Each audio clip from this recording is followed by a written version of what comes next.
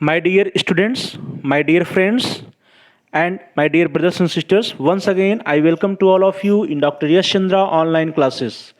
मेरे प्रिय भाइयों और बहनों, प्रिय विद्यार्थियों और प्यारे साथियों, एक बार फिर से मैं आप सभी लोगों का डॉक्टर यश चंद्रा ऑनलाइन क्लासेस में बहुत बहुत स्वागत करता हूं। आप सभी लोगों का बहुत बहुत स्वागत है, बहुत बहुत अभिनंदन है डॉक्टर यश चंद्रा ऑनलाइन क्लासेस में। प्रिय विद्यार्थियों, प्यारे साथियों और प्यारे भाइयों और बहनों, आज हम लोग एक महत्वपूर्ण टॉपिक के बारे में अध्ययन करेंगे, दैट इज द भारतीय संविधान में शिक्षा संबंधी प्रावधान और education related provisions in Indian constitution. तो प्यारे भाइयों और बहनों, प्यारे विद्यार्थियों, प्यारे साथियों, एजुकेशन के जितने भी स्टूडेंट्स हैं सभी के लिए जो है यह टॉपिक बहुत ही महत्वपूर्ण है। ये सबसे महत्वपूर्ण टॉपिक है। अगर कॉन्स्टिट्यूशन की हम लोग बात करें तो उन सभी टॉपिक्स में ये हमारे ऊपर जो है ये एप्लीकेशन लेवल का टॉपिक है, अर्थात जो है यह टॉपिक जो है हम लोगों के लिए सबसे अधिक महत्वपूर्ण है। तो प्यारे विद्यार्थियों, प्यारे भाइयों और बहनों और प्यारे साथियों, आज आप पूरे ध्यान से, पूरे तन्मयता से आज की कक्षा में भाग लीजिए और कक्षा में अंत तक आप बने रहिए। आप बीच में ड्रॉप आउट मत होइए, बीच में जो है आप छोड़ करके वीडियो को या कक्षा को छोड़ करके आप जाइए नहीं। चलिए दोस्तों, आज की कक्षा को स्टार्ट करते हैं। हमें उम्मीद है कि आप सभी लोग अपने अपने घरों में होंगे, स्वस्थ होंगे और स्वस्थ रह करके आप अपने अध्ययन कार्य को आगे बढ़ा रहे हो। चलिए भाइयों और बहनों, प्रिय विद्यार्थियों, प्रिय साथियों, आज की कक्षा को स्टार्ट किया जाए। इससे पहले आप सभी प्यारे भाइयों और बहनों में से, प्रिय विद्यार्थियों, प्रिय साथियों में से जिन लोगों ने अभी तक हमारे चैनल को सब्सक्राइब नहीं किया है, कृपया आप चैनल को सब्सक्राइब कर लीजिए, जिससे कि आपको हमारे सभी वीडियोज के नोटिफिकेशंस मिल सकें, आप हमारे सभी वीडियोज को आसानी से देख सकें, सभी वीडियोज को देख पाएँ, सभी वीडियोज आपके लिए उपलब्ध हो पाए। तो इसके लिए यह आवश्यक है कि आप हमारे चैनल को सब्सक्राइब कर लीजिए, उसमें आल के आइकन को भी प्रेस कर दीजिए और साथ ही साथ प्यारे भाइयों और बहनों, प्रिय विद्यार्थियों, प्रिय साथियों, आप सभी लोग इस वीडियो को लाइक करिए, इस वीडियो को शेयर करिए अपने दोस्तों के साथ, अपने मित्रों के साथ, अपने फ्रेंड सर्किल में, जिससे कि वे भी इस वीडियो का लाभ उठा सकें और वे भी जो है इस पैंडेमिक के पीरियड में इस समय जो है अपने अध्ययन कार्य को, अपने स्टडी को आगे बढ़ा सकें। तो चलिए दोस्तों, जल्दी से आप सभी लोग जो है चैनल को सब्सक्राइब कर लीजिए।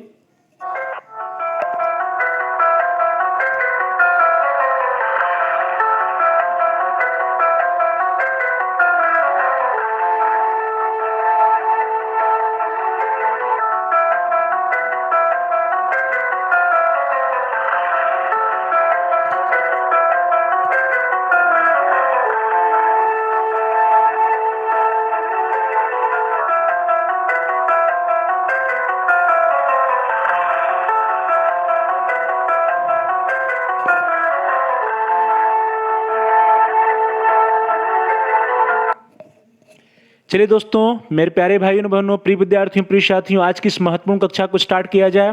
तो प्रिय साथियों, आज की इस कक्षा के पूर्व हम सभी लोगों ने कॉन्स्टिट्यूशन के बारे में बहुत डिटेल में स्टडी किया था। हम सभी लोगों ने यह देखा था कि भारतीय जो संविधान है उसके निर्माण का इतिहास क्या रहा है। इसके पिछले वीडियोज में आप सब लोग देख चुके हैं, पिछली कक्षाओं में, कि उसका इतिहास क्या रहा है, हमारे संविधान जो है कैसे बना, उसमें जो है कि कितनी समितियां रहीं, सभी समितियों के अध्यक्ष के कौन कौन थे, फिर जो है हमारा संविधान, उसके सोर्सेज के बारे में भी हम लोगों ने शॉर्ट में देखा था। फिर उसके बाद हम लोगों ने फंडामेंटल राइट्स के बारे में भी देखा कि हमारे संविधान के द्वारा हमारे देश के नागरिकों को क्या क्या मूल अधिकार या मौलिक अधिकार प्रदान किए गए हैं। और उसके बाद हम लोगों ने विभिन्न अनुसूचियां जो हैं हमारे संविधान में, उन अनुसूचियों के बारे में भी हम लोगों ने अध्ययन किया था।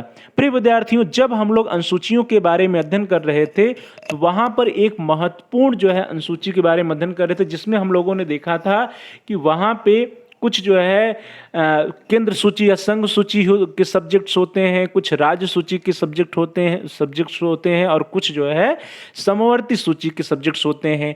वहाँ पे प्रिय विद्यार्थियों, जो हम लोगों ने समवर्ती सूची या कंकरेंट लिस्ट की बात की थी, तो हमने यह वहाँ आप लोगों के साथ अध्ययन किया था कि जो कंकरेंट लिस्ट या समवर्ती सूची के विषय होते हैं, उन विषयों पर केंद्र सरकार और राज्य सरकार दोनों जो है, दोनों के पास अधिकार होता है उस पर कानून बनाने का।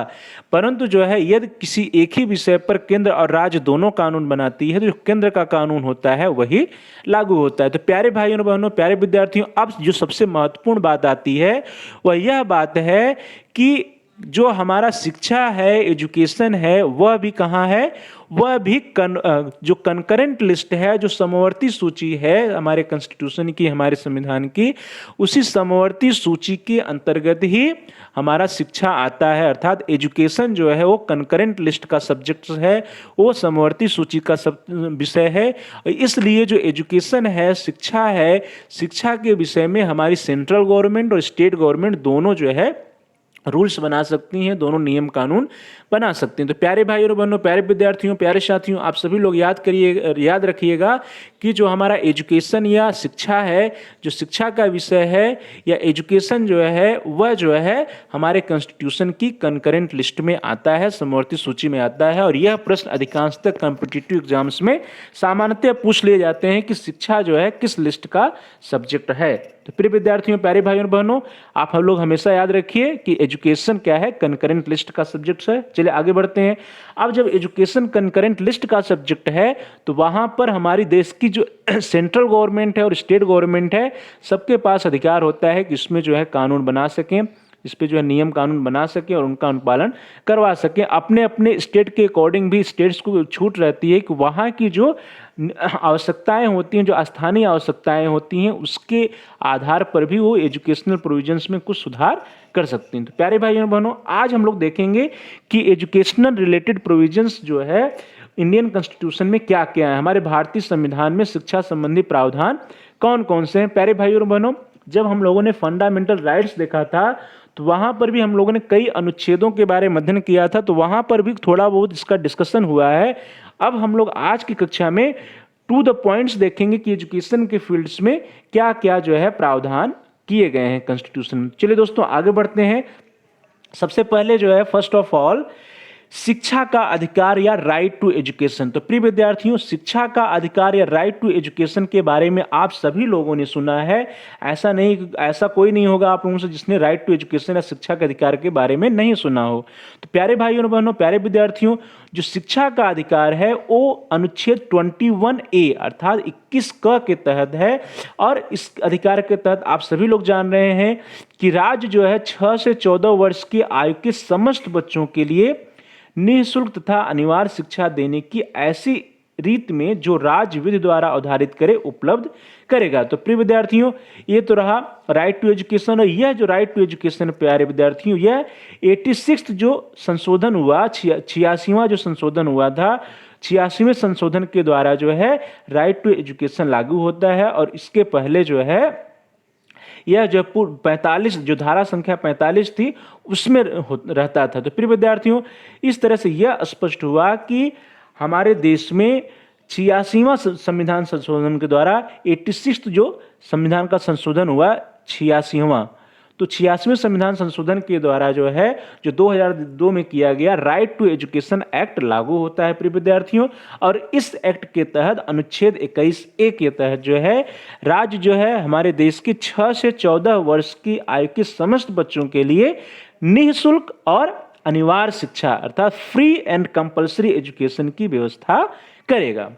दोस्तों, जो इसके पूर्व जो धारा 45 थी उसको देख लेते हैं क्या है। आर्टिकल 45 या धारा 45, the constitution makes the following provision under article 45 of the directive principles of state policy that the state shell endeavor to provide within a period of 10 years from the commencement of this constitution for free and compulsory education for all children until they complete the age of 14 years। तो प्रिय विद्यार्थियों देखिए, जो article 45 है उसमें भी क्या कहा गया है कि जो हमारा स्टेट वो प्रयास करेगी किस लिए कि इस कॉन्स्टिट्यूशन के लागू होने के 10 साल के अंदर जो है क्या करेगी, free and compulsory education for all childrens they complete age of 14 अर्थात 14 साल तक के बच्चों के लिए फ्री एंड कंपल्सरी एजुकेशन की बात की जा रही है। तो प्रिय विद्यार्थियों, इसमें कहा गया कि बालकों के लिए निःशुल्क और अनिवार्य शिक्षा का प्रबंध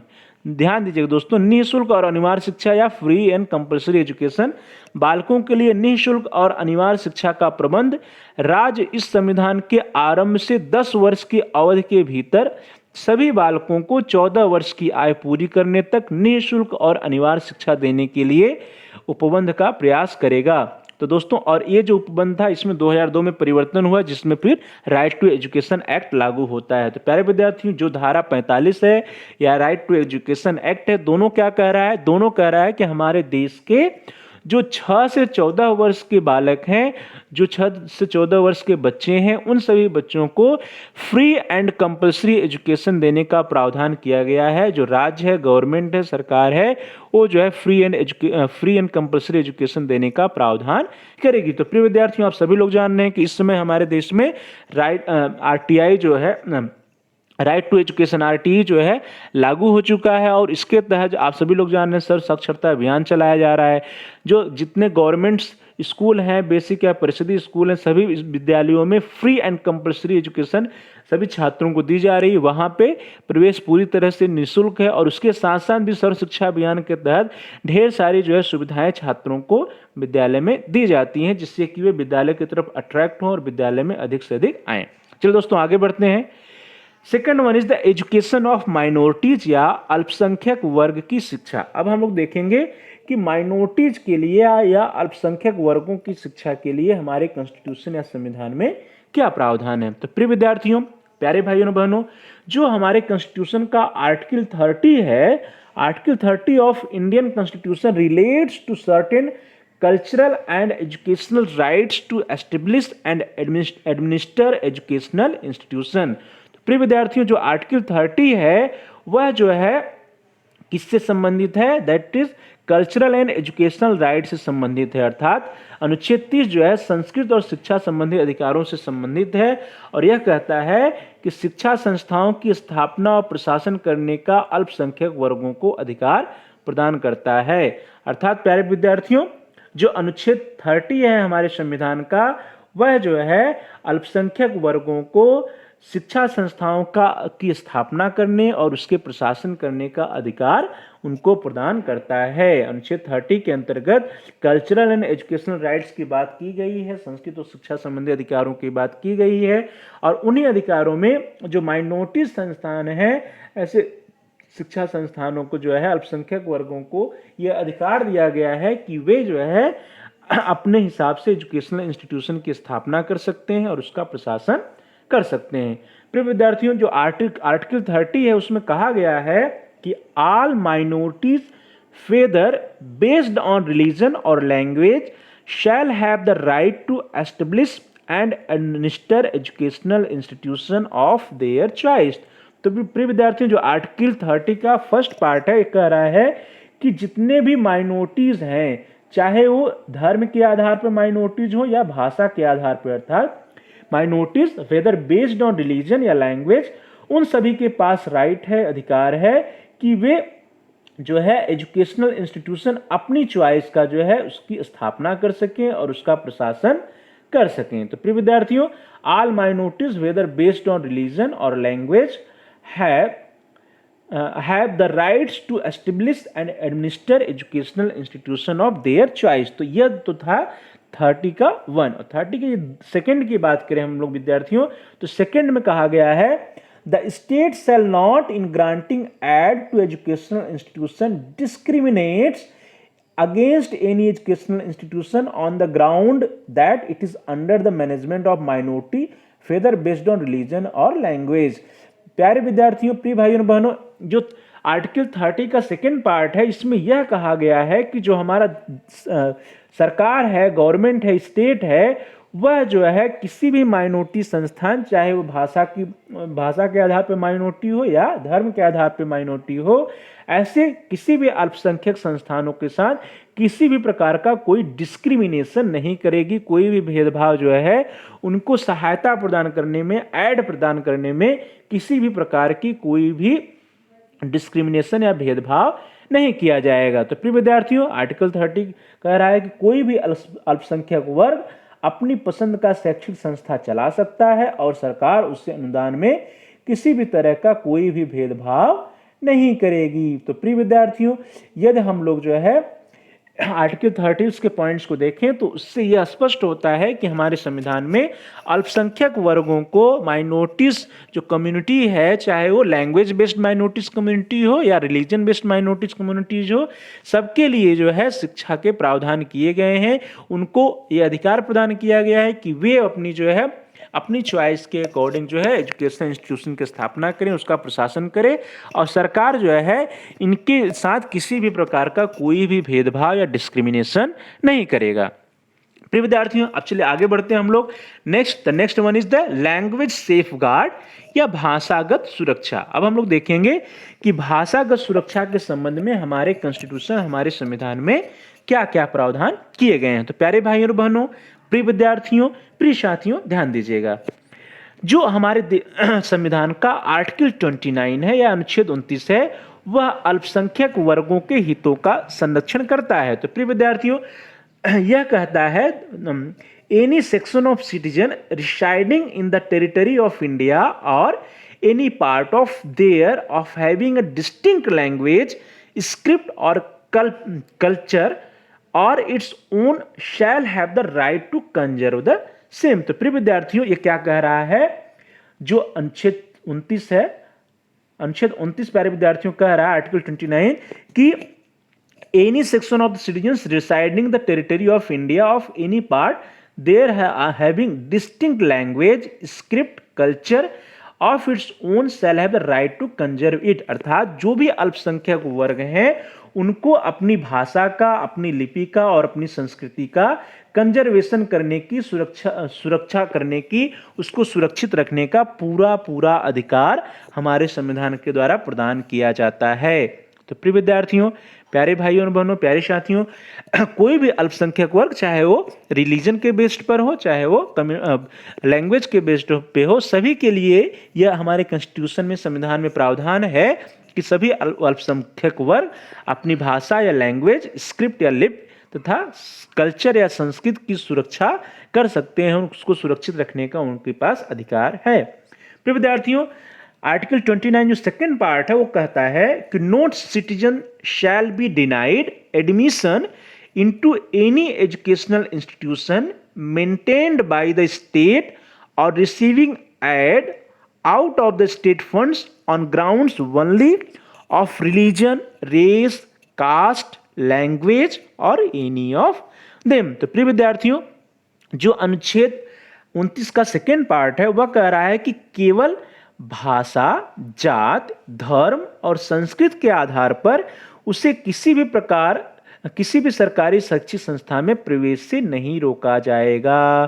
तो प्रिय विद्यार्थियों, जो हमारा संविधान है उस संविधान में यह प्रावधान है कि हमारे देश के किसी भी सिटीजन्स को, किसी भी नागरिक को उसके जो है भाषा या लैंग्वेज के आधार पर, उसकी जात, उसकी धर्म या संस्कृति के आधार पर, that is religion, race, caste या लैंग्वेज के आधार पर किसी भी गवर्नमेंट इंस्टीट्यूशन में, किसी भी सरकारी संस्थान में प्रवेश से कोई उसको रोक नहीं सकता। अर्थात जो हमारे ऐसे एजुकेशनल इंस्टीट्यूशन है जहां पे जो है उसको स्टेट के द्वारा गवर्न होता है, सरकार के द्वारा गवर्न होता है, या सरकार उसको फंड प्रोवाइड करती है, उसको अनुदान देती है, तो ऐसे सरकारी संस्थानों में या अनुदानित संस्थानों में किसी भी हमारे देश के नागरिक को प्रवेश जो है उसकी भाषा, उसकी जात, उसकी धर्म और संस्कृति, दैट इज उसके लैंग्वेज, कास्ट, रेस और रिलीजन के आधार पर उसको प्रवेश से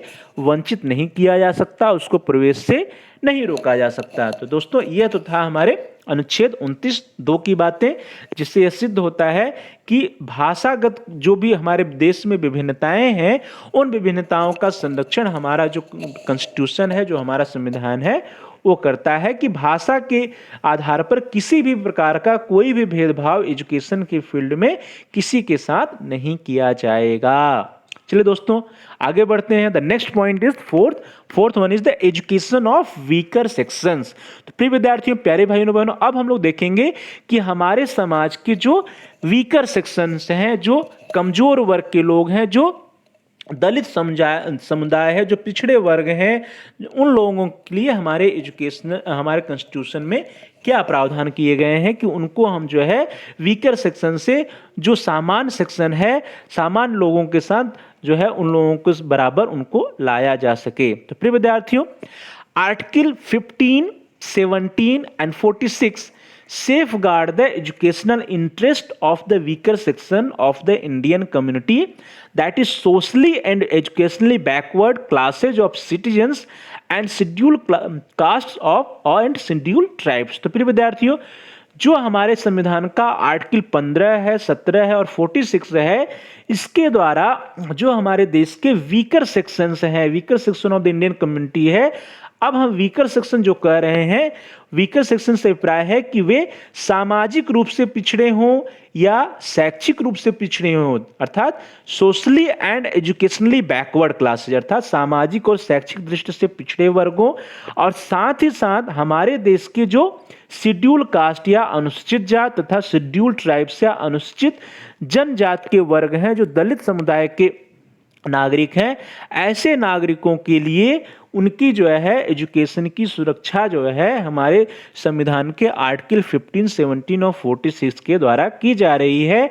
उनके लिए स्पेशल प्रोविजन किए गए हैं, जो हमारे देश के सोशली एंड एजुकेशनली, अर्थात शैक्षिक दृष्टि से और सामाजिक दृष्टि से जो पिछड़े वर्ग हैं, और साथ ही साथ जो दलित वर्ग या अनुसूचित जात और अनुसूचित जनजात वर्ग के नागरिक हैं हमारे देश के, तो ऐसे लोगों की शिक्षा की सुरक्षा जो है, उनको शिक्षा प्रदान करने का अधिकार जो है हमारे कॉन्स्टिट्यूशन के आर्टिकल 15, 17 और 46 में है। प्रिय विद्यार्थियों, आर्टिकल 15 कहता है, article 15 states that nothing in this article और in the clause 2 of article 29 shall prevent the state from making any special provision for the advancement of any socially and educationally backward classes of citizens or for the scheduled castes and the scheduled tribes. तो प्रिय विद्यार्थियों, जो हमारा article 15 है वो कहता है कि राज्य को किसी भी प्रकार का कोई भी रोक नहीं है, अर्थात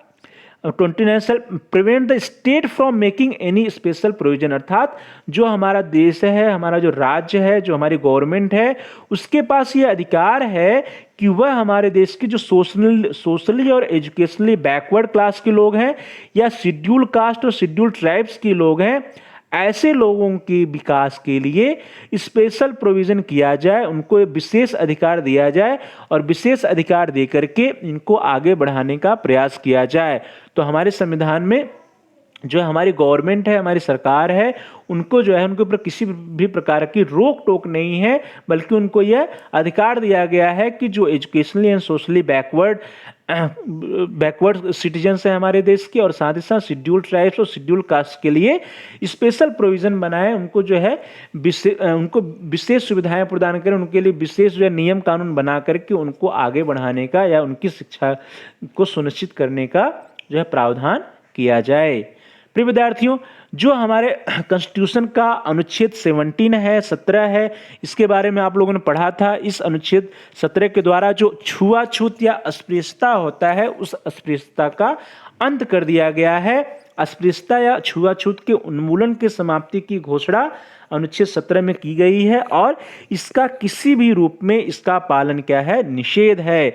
यदि कोई व्यक्ति अस्पृश्यता या छुआछूत को बढ़ावा देता है या छुआछूत अपनाता है, तो उसके ऊपर दंड का प्रावधान है, अर्थात अस्पृश्यता या छुआछूत, दैट इज अनटचेबिलिटी जिसको हम लोग कहते हैं, को दंडनीय अपराध घोषित किया गया है। तो हमारे संविधान के द्वारा जो अनटचेबिलिटी या अस्पृश्यता या छुआछूत की समस्या है समाज में, इसको भी दूर करने का प्रावधान किया गया है। और यदि कोई व्यक्ति जो है छुआछूत या अस्पृश्यता को फॉलो करता है, तो उसके ऊपर दंड लगाया जा सकता है, यह दंडनीय अपराध है, उसको कानून के हिसाब से उसको दंडित भी किया जाएगा। प्रिय विद्यार्थियों, जो आर्टिकल 46 ऑफ द कॉन्स्टिट्यूशन है, आर्टिकल 46 कहता है the federal government is responsible for the economic and educational development of the schedule caste and schedule tribes. तो प्रिय विद्यार्थियों, अनुच्छेद 46 के अनुसार जो हमारी संघीय सरकार है, संघीय गवर्नमेंट है, उसके पास वह जिम्मेदार है कि हमारे देश के जो शेड्यूल कास्ट और शेड्यूल ट्राइब्स के व्यक्ति हैं उनकी क्या के उनकी इकोनॉमिक और एजुकेशनल डेवलपमेंट अर्थात आर्थिक और शैक्षिक विकास का प्रावधान करना जो है संघीय सरकार की जिम्मेदारी है, उसकी रिस्पॉन्सिबिलिटी है। Article 46 states that the state shall promote with special care the educational and economic interest of the weaker sections of the people and in particular of the scheduled castes and scheduled tribes and shall protect them from social injustice and all forms of exploitations. It is one of the directive principle of the state policy. तो प्रिय विद्यार्थियों, जो 46 में कहा गया है यह क्या है, एक डायरेक्टिव प्रिंसिपल्स भी है स्टेट पॉलिसी का, और इसमें जो शेड्यूल ट्राइब्स के लोग हैं, शेड्यूल कास्ट के लोग हैं या एजुकेशनली बैकवर्ड्स लोग हैं, जो वीकर सेक्शंस हैं, इनकी किसी भी प्रकार की सोशल इनजस्टिस या किसी भी प्रकार के एक्सप्लॉयटेशन को रोकने का प्रावधान किया गया, और साथ ही साथ एजुकेशन और इकोनॉमिक इंटरेस्ट की बात की गई है, अर्थात जो है हमारी गवर्नमेंट इनके इकोनॉमिक और एजुकेशनल डेवलपमेंट का प्रावधान करेगी, उसके लिए रिस्पॉन्सिबल है। चलिए दोस्तों आगे बढ़ते हैं। द नेक्स्ट पॉइंट है provision for early childhood care and education to children. तो प्रिय विद्यार्थियों, हमारा जो संविधान है, हमारा जो कॉन्स्टिट्यूशन है, उसके अनुच्छेद 45 के तहत यह जो है प्रावधान किया गया है कि जो राज्य है, जो गवर्नमेंट है, जो सरकार है, वो प्रारंभिक अवस्था में छोटे बच्चों की देखभाल तथा शिक्षा के उपबंध का प्रयास करेगी। अर्थात जो हमारी गवर्नमेंट है उसकी यह जिम्मेदारी है अनुच्छेद 45 के तहत कि हमारे देश के जो छोटे बच्चे हैं उन छोटे बच्चों के लिए अर्ली चाइल्डहुड केयर और एजुकेशन की व्यवस्था, अर्थात उनकी जो है शुरुआती में पूर्व देखभाल और उनके लिए एजुकेशन की व्यवस्था करेगी। प्यारे विद्यार्थियों, आप सभी लोग आंगनवाड़ी का नाम सुने होंगे। तो आंगनवाड़ी में जो शिक्षा प्रदान की जाती है वहाँ पर भी अर्ली चाइल्डहुड एंड एजुकेशन के प्रावधान के अंतर्गत ही जो आंगनवाड़ी की शिक्षा दी जा रही है। प्यारे विद्यार्थियों, चलिए आगे बढ़ते हैं। The next one is the fundamental duties of the parents. अभिभावकों के कर्तव्यों की बात की गई है। प्यारे विद्यार्थियों, एजुकेशन के संबंध में जब हम लोग अभिभावकों के कर्तव्य की बात करते हैं तो यहाँ पर there is the 86th constitution amendment act 2002 inserted a sub clause in article 51 clause A in the nature of fundamental duties. Now article 51 clause A sub clause K reads that who is a parent or guardian, प्यारे विद्यार्थियों 1 minute.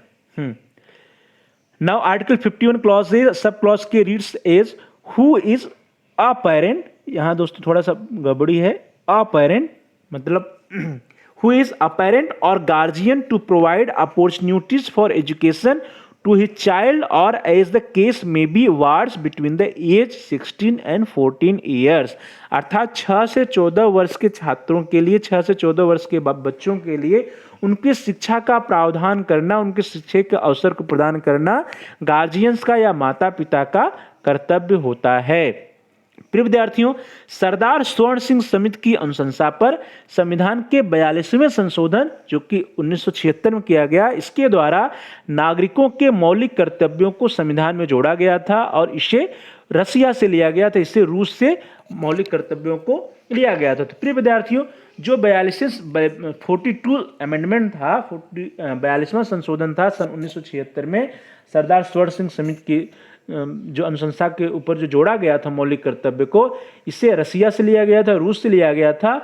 और इसी मौलिक कर्तव्य के तहत धारा 51A के तहत अभिभावक तथा संरक्षक का यह कर्तव्य होगा कि वह 6 से 14 वर्ष की आयु के बीच वाले बच्चों की शिक्षा का अवसर प्रदान करेगा। तो प्रिय विद्यार्थियों, यह धारा जो है 2002 में संशोधित करके जोड़ी गई है, जब क्या आया, राइट टू एजुकेशन एक्ट आया।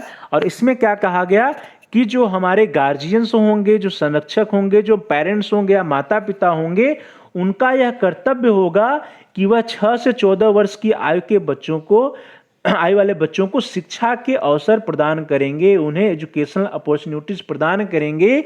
यह पेरेंट्स का, यह गार्जियन का क्या होगा, ड्यूटीज होगी, कर्तव्य होगा, फंडामेंटल ड्यूटीज होगी। और यह धारा हमारे संविधान में 2002 में जो है जोड़ी गई थी, करेक्शन किया गया था धारा 51A के तहत। चलिए दोस्तों आगे बढ़ते हैं। Next point is the secular education या धर्म निरपेक्ष शिक्षा।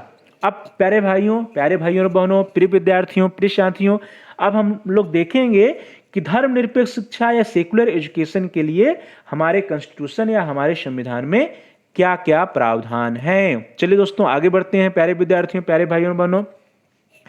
Article 25(1) of the Constitution guarantees all the citizens the right to have freedom of conscience and the right to profess, practice and propagate religion। तो प्रिय विद्यार्थियों, जो हमारे संविधान का अनुच्छेद 25 है, उस अनुच्छेद 25 के तहत यह कहा गया है कि अंतःकरण की और धर्म के अबाध रूप में मानने और आचरण और प्रचार करने की स्वतंत्रता सभी को है, और साथ ही साथ प्रत्येक नागरिक को किसी भी धर्म को मानने, उसका पालन करने तथा उसका प्रचार प्रसार करने की स्वतंत्रता है। अर्थात जो आर्टिकल 25 है प्रिय विद्यार्थियों, उस आर्टिकल 25 के द्वारा, हमारे संविधान के द्वारा जो है हमारे देश के सभी नागरिकों को यह अधिकार दिया गया है, यह स्वतंत्रता दी गई है कि वह जो है किसी भी धर्म को मान सकते हैं, किसी भी धर्म का पालन कर सकते हैं और किसी भी धर्म का प्रचार प्रसार कर सकते हैं। That is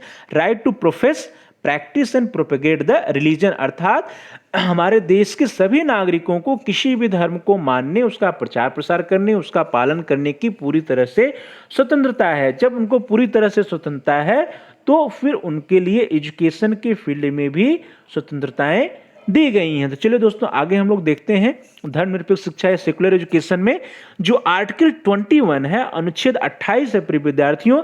article 21 first states that no religious instruction shall be provided in any educational institution if wholly maintained out of state fund. तो प्रिय विद्यार्थियों, प्यारे भाइयों और बहनों, अनुच्छेद 28 ये कह रहा है कि ऐसे संस्थान जहां पर कि जो हमारी सरकार है, स्टेट है, उसकी फंडिंग करती हो, ऐसे संस्थानों में किसी भी प्रकार का कोई भी रिलीजियस इंस्ट्रक्शन या धार्मिक शिक्षा नहीं दी जाएगी।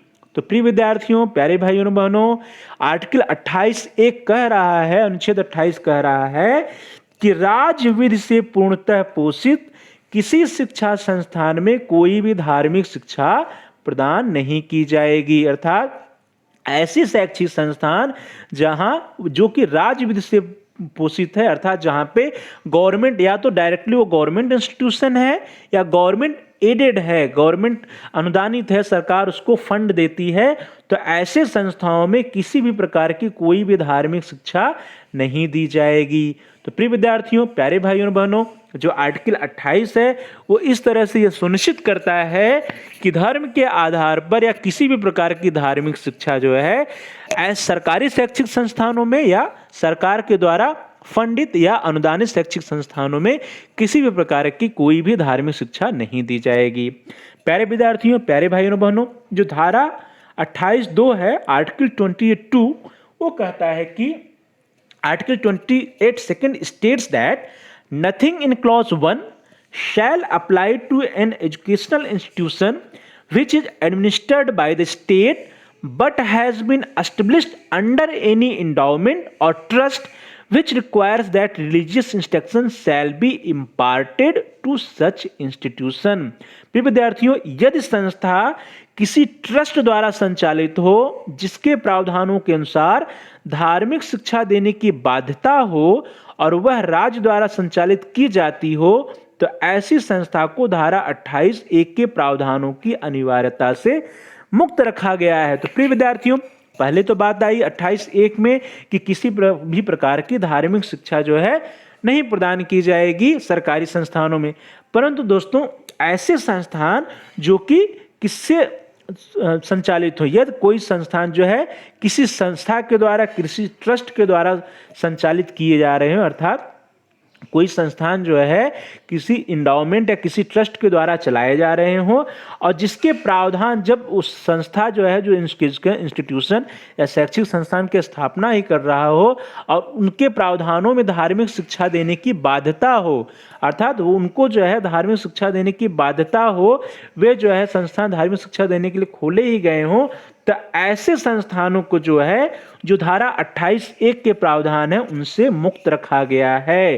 तो प्रिय विद्यार्थियों, इससे हम लोग इस रूप में समझ सकते हैं कि ऐसे संस्थान जिनकी स्थापना किसी धार्मिक संस्था द्वारा, किसी धार्मिक ट्रस्ट द्वारा की गई है, तो ऐसे संस्थानों को धार्मिक शिक्षा प्रदान करने की स्वतंत्रता जो है आर्टिकल 28 सेकंड में दी गई है। चलिए दोस्तों, आगे हम लोग देखते हैं कि आर्टिकल 28 थर्ड क्या कहता है, धारा 28(3) क्या कहता है। Article 28(3) states that no person attending any educational institution by the state or receiving aid out of the state funds shall be required to take part in any religious instruction that may be imparted in such institution or to attend any religious worship that may be conducted in such institution or in any premises attached thereto unless such person or if such person a minor his guardian has given his consent thereto।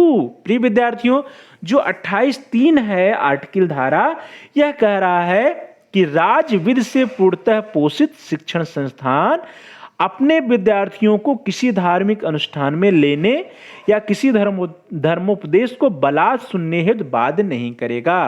प्रिय विद्यार्थियों ध्यान दीजिएगा, 28(1) first कहता है कि कोई भी सरकारी संस्थान जो है, शिक्षण संस्थान या अनुदानित संस्थानों में किसी भी प्रकार की धार्मिक शिक्षा नहीं दी जाएगी।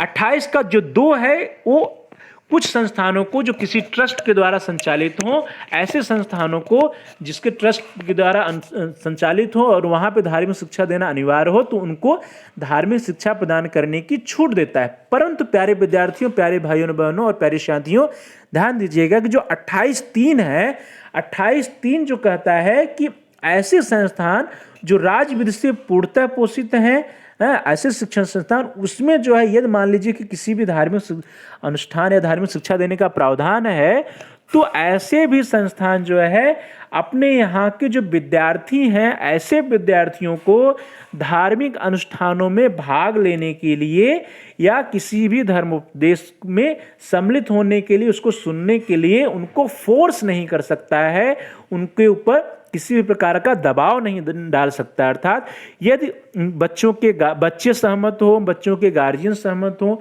तभी जो है किसी भी प्रकार के धार्मिक अनुष्ठानों में, धार्मिक कार्यों में बच्चे भाग लेंगे। उनके ऊपर किसी भी प्रकार का जोर जबरदस्ती या बलात् नहीं किया जा सकता, उनको किसी धार्मिक अनुष्ठान में सम्मिलित होने या किसी धर्मोपदेश को सुनने के लिए जबरदस्ती उनको जो है फोर्स नहीं किया जा सकता, ऐसे संस्थानों में जहां पर धार्मिक शिक्षा दी जा रही है। चलिए दोस्तों आगे बढ़ते हैं। द नेक्स्ट, द आर्टिकल 30 या धारा 30। धारा 30 है प्यारे विद्यार्थियों, the article 30 is character of educational right.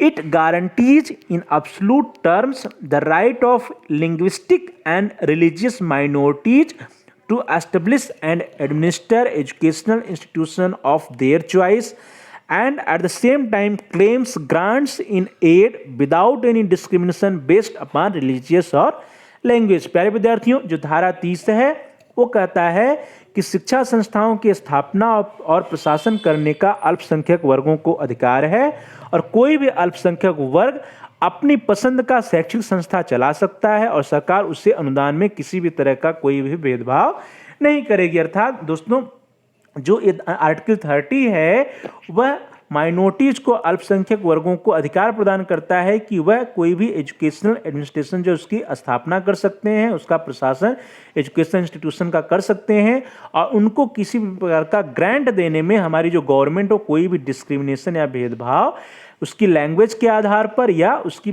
धर्म के आधार पर हो, जो उन माइनॉरिटीज हैं उनके साथ किसी भी प्रकार का कोई भी भेदभाव सरकार के द्वारा जो है अनुदान देने में नहीं किया जाएगा। चलिए प्यारे विद्यार्थियों आगे बढ़ते हैं।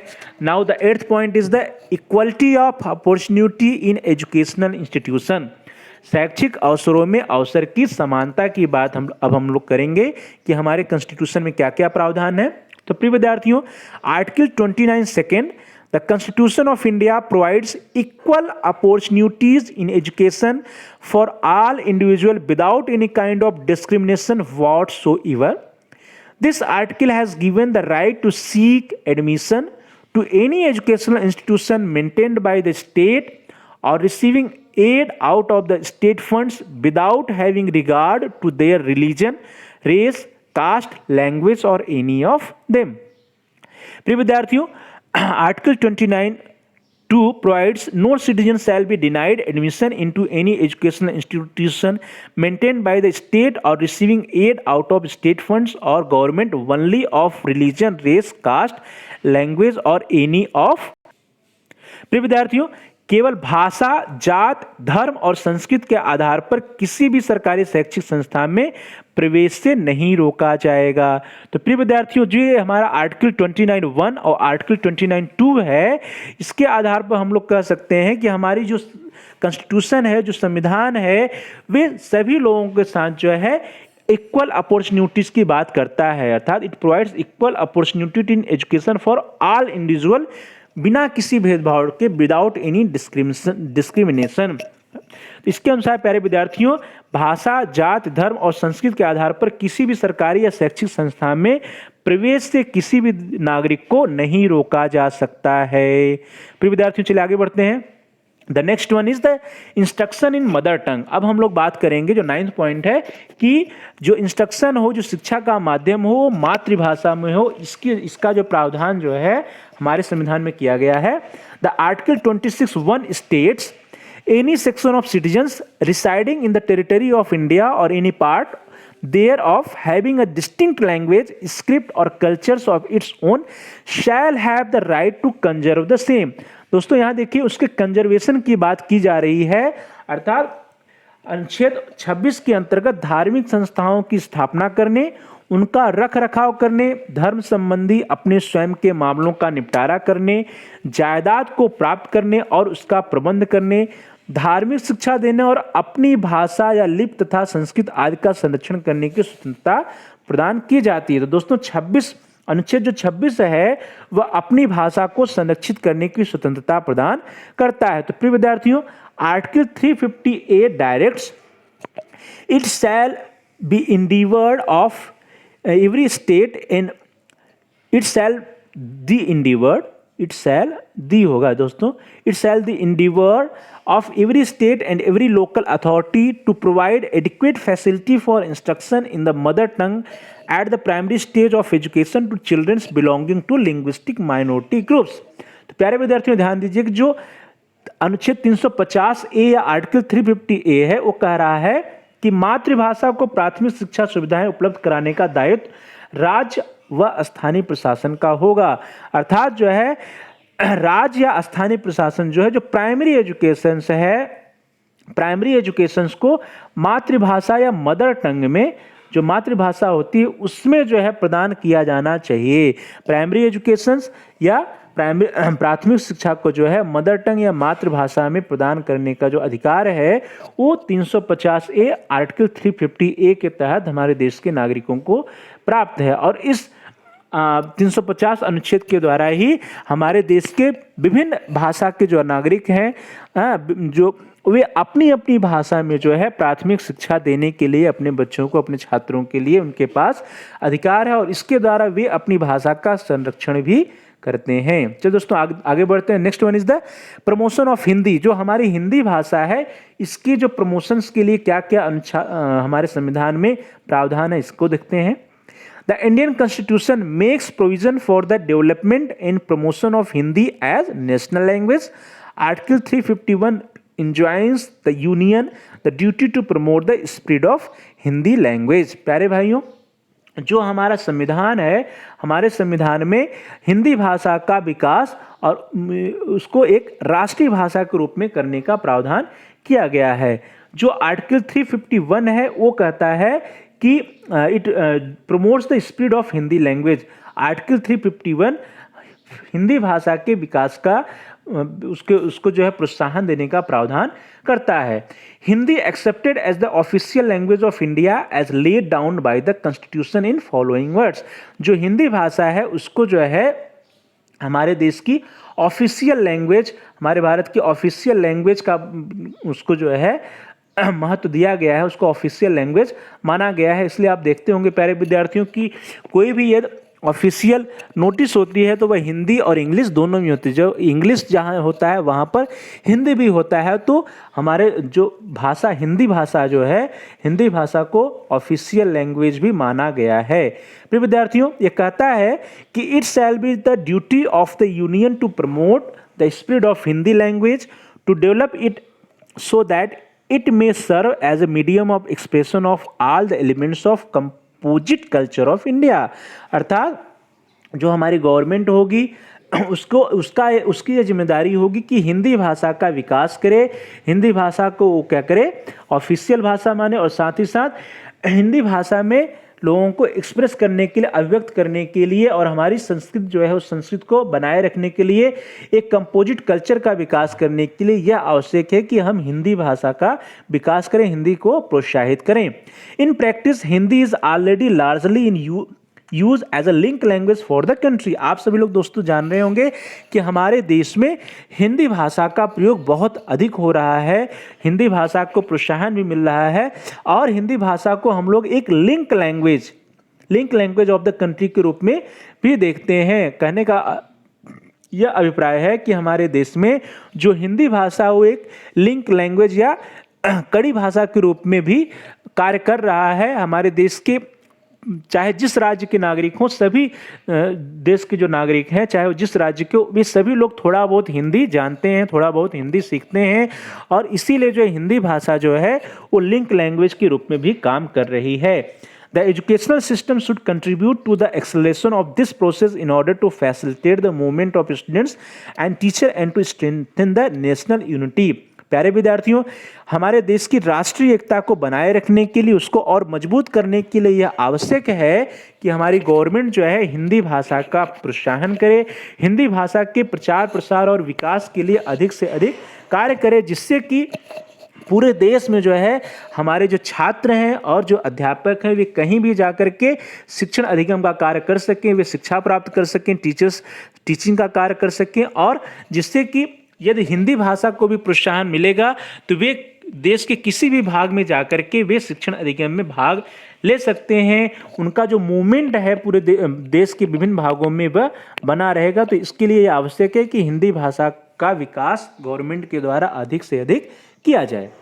प्यारे विद्यार्थियों, अब हम लोग देखेंगे हायर एजुकेशन एंड रिसर्च के फील्ड में क्या क्या प्रावधान किए गए हैं। प्रिय विद्यार्थियों, parliament has the exclusive rights to enact legislation in respect of institution and union agencies mentioned in entries 63, 64, 65 and 66 list. दोस्तों 63, 64, 65 और 66 के द्वारा हायर एजुकेशन की बात की गई है। उच्च शिक्षा और शोध के जिन केंद्रों को सरकार स्वतंत्र रूप से अपने अधीन रख सकती है वे संघ सूची के 63, 64, 65 और 66 में वर्णित हैं। क्या क्या हैं दोस्तों, चलिए देख लेते हैं। Entry 63 of the union list, 63 में कहा गया है the institution known at the commencement of this constitution as the BHU Banaras Hindu University, the Aligarh Muslim and the Delhi University and any other institution declared by parliament by law to be an institution of national importance। अर्थात जो हमारे parliament के द्वारा जो संस्थान जो है, जो विश्वविद्यालय जो है स्थापित किए जाएंगे वे क्या होंगे, ऐसे संस्थान नेशनल इंपॉर्टेंस के होंगे, राष्ट्रीय महत्व के होंगे। उपबंध 63 में कहा गया है कि इस संविधान के प्रारंभ पर काशी हिंदू विश्वविद्यालय, अलीगढ़ विश्वविद्यालय और दिल्ली विश्वविद्यालय के नाम से जाने वाले संस्थानों की स्थापना जो है उपबंध 63 में किया गया है। और ऐसे सभी संस्थान क्या हैं, they are the institution of national importance. अर्थात ऐसे सभी संस्थान क्या हैं, राष्ट्रीय संस्थान है, राष्ट्रीय महत्व के संस्थान है। ऐसे संस्थानों में देश का कोई भी नागरिक जो है प्रवेश ले सकता है।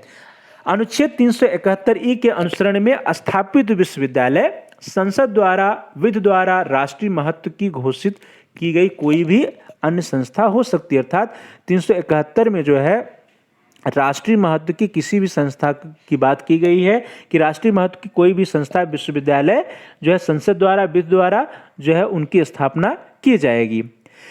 उपबंध 46 द्वारा भारत सरकार द्वारा पूर्णतः या अंशतः पोषित वैज्ञानिक या प्राविधिक शिक्षा की संस्थाएं और संसद द्वारा घोषित राष्ट्रीय महत्व की संस्थाओं की स्थापना का प्रावधान उपबंध 64 में किया गया है। प्रिय विद्यार्थियों, उपबंध 65 के अनुसार संघ के अभिकरण और संस्थाएं जो क्या हो सकती हैं, वृत्तिक या व्यावसायिक या तकनीकी प्रशिक्षण के लिए हो, जिसके अंतर्गत पुलिस अधिकारियों का प्रशिक्षण की व्यवस्था हो, या विशेष अध्ययन या अनुसंधान की अभिवृद्धि के लिए हो, या अपराध के अन्वेषण या पता चलाने या तकनीकी सहायता से संबंधित हो, ऐसे संस्थानों की स्थापना के लिए जो है अनुच्छेद 65 में प्रावधान किए गए हैं, उपबंध 65 में प्रावधान किए गए हैं। तो प्यारे विद्यार्थियों, उपबंध 63, 64, 65 या अनुच्छेद 371 के द्वारा हायर एजुकेशन और रिसर्च के लिए प्रावधान किए गए हैं। Entry 66 of the union list जो उपबंध 66 वो कहता है कि coordination and determination of standards in institution for higher education और research in scientific and technical institution. प्यारे विद्यार्थियों, उपबंध 66 कह रहा है कि उच्च शिक्षा, शोध, वैज्ञानिक व तकनीकी शिक्षा के स्तरों के निर्धारण व शिक्षा सुविधाओं में क्या होना चाहिए, समन्वय होना चाहिए। इन में क्या होना चाहिए, coordination and determination of the standards होने चाहिए। तो प्रिय विद्यार्थियों, इंट्री 66 कह रहा है coordination and determination of the standards in institution for higher education और research and scientific and educational institution, अर्थात उच्च शिक्षा, शोध अर्थात रिसर्च, वैज्ञानिक व तकनीकी शिक्षा के स्तरों के निर्धारण व शिक्षा सुविधाओं में समन्वय होना चाहिए। प्रिय विद्यार्थियों, चलिए अब आगे हम लोग देखते हैं। नेक्स्ट है वीमेन्स एजुकेशन या स्त्री शिक्षा के संबंध में क्या प्रावधान किए गए हैं। प्रिय विद्यार्थियों, article 15(1) provides that the state shall not discriminate any citizens on groups only of sex. प्यारे विद्यार्थियों, 15(1) में कहा गया है कि राज्य नागरिकों में लिंग के आधार पर किसी भी प्रकार का कोई भी भेदभाव नहीं करेगा। जब लिंग के आधार पर कोई भी भेदभाव नहीं होगा तो फिर महिलाओं की शिक्षा में भी या एजुकेशन में भी किसी भी प्रकार का भेदभाव विमेन्स एजुकेशन या लड़कियों की शिक्षा के साथ नहीं किया जाएगा। Article 15(3) reads, nothing in this article shall prevent the state from making any special provision for women and children. प्रिय विद्यार्थियों, जो कहा जा रहा है कि लिंग के आधार पर कोई भी भेदभाव नहीं होगा, लेकिन वहीं पर यह प्रोविजन किया गया है कि स्त्रियों एवं बच्चों के लिए विशेष व्यवस्था करने में धारा 50 के प्रावधान आड़े नहीं आएंगे। प्रिय विद्यार्थियों, जो धारा 15(1) है इसके अनुसार जो कहा जा रहा है कि राज्य नागरिकों के लिंग के आधार पर भेदभाव नहीं करेगा, लेकिन 15(3) में विशेष सुविधाएं दी गई हैं सरकार को, और उसमें कहा जा रहा है कि स्त्रियों एवं बच्चों के लिए विशेष व्यवस्था करने का अधिकार जो है हमारे सरकार के पास है। That is nothing in this article shall prevent the state from making any special provision for womens and children, अर्थात वीमेन्स और चिल्ड्रन, स्त्रियों के लिए, महिलाओं के लिए और बच्चों के लिए विशेष प्रावधान जो है शिक्षा का सरकार करेगी, और इसके लिए किसी भी प्रकार का हमारे संविधान के द्वारा कोई भी जो है बाधा नहीं है। चलिए दोस्तों आगे देखते हैं। Next one is the education in the union territories. 13.13वां बिंदु है। यूनियन टेरिटरीज की बात कर रहे हैं तो article 239 of the constitution states, save as otherwise provided by the parliament by law, every union territory shall be administrator by the president acting to such extent as he thinks fit through an administrator to be appointed by him with such designation as he may specify। प्रिय विद्यार्थियों, जो 239 धारा है वह संघ क्षेत्रों के प्रशासन से संबंधित है और कहता है यदि संसद द्वारा अथवा कानून द्वारा कोई और प्रबंध न किया गया हो तो प्रत्येक संघ क्षेत्र पर राष्ट्रपति का शासन उस सीमा तक जहां तक वह उचित समझे एक शासक द्वारा जिससे वह नियुक्त करेगा चलाया जाएगा। स्पष्ट है कि संघ क्षेत्र में जो शिक्षा के क्षेत्र में जो अधिकार क्षेत्र है वो केंद्र का है। अर्थात प्यारे विद्यार्थियों, जो यूनियन टेरिटरीज हैं, जो संघीय क्षेत्र हैं, ऐसे संघीय क्षेत्रों में किसका शासन होता है? राष्ट्रपति का शासन है। और जब राष्ट्रपति का शासन है, वहां पर जो एजुकेशन की व्यवस्था की जाएगी, वहां पर जो एजुकेशन की व्यवस्था होगी वो किसके द्वारा गवर्न होगी? वो संघ क्षेत्र के द्वारा गवर्न होगी, अर्थात जो सेंट्रल गवर्नमेंट है, संघीय क्षेत्र, संघीय सरकार है, उसके द्वारा जो है शिक्षा के जो शिक्षा गवर्न होगी। तो प्रिय विद्यार्थियों, धारा 239 कहता है कि यदि संसद द्वारा अथवा कानून द्वारा कोई और प्रबंध न किया गया हो तो प्रत्येक संघ क्षेत्र पर राष्ट्रपति का शासन उस सीमा तक जहां तक वह उचित समझे एक शासक द्वारा जिसे वह नियुक्त करेगा चलाया जाएगा। तो इसी के तहत जो है जो शिक्षा केंद्र की स्थापना की बात हो रही है, ऐसे में जो है संघ क्षेत्र में शिक्षा केंद्र के अधिकार निहित हैं। चलिए दोस्तों आगे बढ़ते हैं। Next one is the education and cultural relations with foreign countries. विदेशों से जो है क्या प्रावधान किए गए हैं? फॉरेन कंट्रीज के साथ जो है शिक्षा और संस्कृति के क्या कैसे संबंध हो सकते हैं? इसमें दोस्तों entry 13 of the union list reads participation in international conferences, association and other bodies and implemented decision made there at. अर्थात इसके तहत जो है जो अंतर्राष्ट्रीय सेमिनार होते हैं, अंतर्राष्ट्रीय जो कॉन्फ्रेंस होते हैं, सम्मेलन होते हैं दोस्तों, उसमें प्रतिभाग करने के संबंध में एंट्री 13 में कहा गया है। प्रिय विद्यार्थियों, जो 14 एजुकेशन कल्चरल रिलेशंस है और विद फॉरेन कंट्रीज है, इसमें एंट्री 13 कहता है, प्यारे भाइयों और बहनों, कहता है कि union list leads participation in international conferences, association and other bodies and implementing decision made there at. अर्थात जो है जो अंतर्राष्ट्रीय सम्मेलन है, अंतर्राष्ट्रीय कॉन्फ्रेंसेज है, अंतर्राष्ट्रीय जो एसोसिएशन या अन्य जो भी बॉडीज हैं, उसमें जो है हमारे देश का कोई भी नागरिक क्या कर सकता है? प्रतिभाग कर सकता है, पार्टिसिपेट कर सकता है। अगला है प्यारे विद्यार्थियों दृश्य सामग्री के तहत। तो धारा 49 में कहा गया है कि राज्य प्रत्येक स्मारक या संसद द्वारा राष्ट्रीय महत्व के घोषित स्थान व वस्तुओं का संरक्षण करेगा। अर्थात ऐसे जो स्मारक या ऐसे राष्ट्रीय महत्व के जो स्थान हैं, जिनको जो है राज्य के प्रत्येक स्मारक या संसद द्वारा राष्ट्रीय महत्व के घोषित स्थान व वस्तुओं का संरक्षण करेगा। तो प्यारे विद्यार्थियों, जो धारा 49 है हमारे कॉन्स्टिट्यूशन का, उसके द्वारा जो भी राष्ट्रीय महत्व के वस्तुएं हैं, जो राष्ट्रीय महत्व के संस्थान है, जो राष्ट्रीय महत्व के स्थान है, उन सभी स्थानों के, उन सभी वस्तुओं के संरक्षण करने का अधिकार जो है हमारी कॉन्स्टिट्यूशन के द्वारा धारा 49 में दिया गया है। प्रिय विद्यार्थियों, अगला है कृषि शिक्षा के क्षेत्र में। तो कृषि शिक्षा के क्षेत्र में अनुच्छेद 48 कहता है कि यदि राज्य चाहे तथा यदि वह उत्तरदायित्व को स्वीकार करने में सक्षम हो तो वह आधुनिक व वैज्ञानिक दृष्टि से कृषि व पशुपालन का संगठन करने, नस्लों का संरक्षण व सुधार करने हेतु कदम उठा सकता है।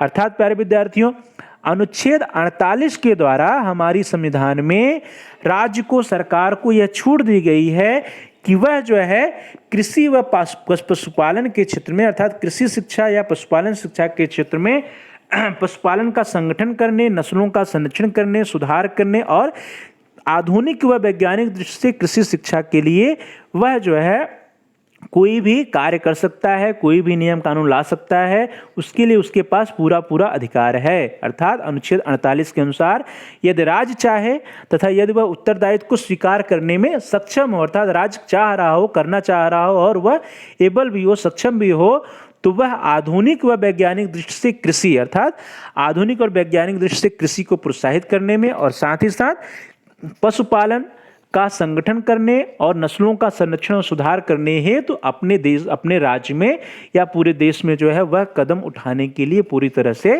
स्वतंत्र है। तो प्रिय विद्यार्थियों, प्यारे भाइयों और बहनों, आज जो है हम लोगों ने देखा कि हमारे संविधान में एजुकेशन से रिलेटेड क्या क्या प्रोविजन है, शिक्षा के संबंध में क्या क्या प्रावधान है। तो आप लोगों का बहुत बहुत धन्यवाद। Thanks for watching. Thanks to all of you. Please like, share and comment on the video and also subscribe the channel and press the bell icon. प्यारे विद्यार्थियों, प्यारे भाइयों बहनों, आप हमारे चैनल को लाइक करिए, शेयर करिए, कमेंट करिए, इस वीडियो को शेयर करिए, इस वीडियो को लाइक करिए और वीडियो पे कमेंट करिए। आप कमेंट के द्वारा अपनी समस्याओं को हमारे तक पहुंचा सकते हैं। यदि आपका कोई प्रश्न हो तो हमारे तक पहुंचा सकते हैं और साथ ही साथ आप अपने बहुमूल्य सुझाव को भी कमेंट के द्वारा हम तक पहुंचा सकते हैं। तो दोस्तों, इस वीडियो को आप लाइक करिए, अपने दोस्तों के साथ शेयर करिए, साथ ही वीडियो पर कमेंट करिए। और साथ ही साथ जिन भाइयों और बहनों ने, जिन प्यारे विद्यार्थियों ने, जिन प्रिय साथियों ने अभी तक हमारे चैनल को सब्सक्राइब नहीं किया है, कृपया वे चैनल को सब्सक्राइब कर लीजिए और साथ ही साथ बेल के आइकन को भी प्रेस कर दीजिए, जिससे कि आपको हमारे सभी एजुकेशन वीडियोज आसानी से उपलब्ध हो पाए, सभी वीडियोज का जो है आपको नोटिफिकेशन मिल सके और आप हमारे सभी एजुकेशन वीडियोज को समय से देख सकें, सभी वीडियोज को देख सकें। तो आप लोगों का बहुत बहुत धन्यवाद। Thanks for watching. Thanks to all of you.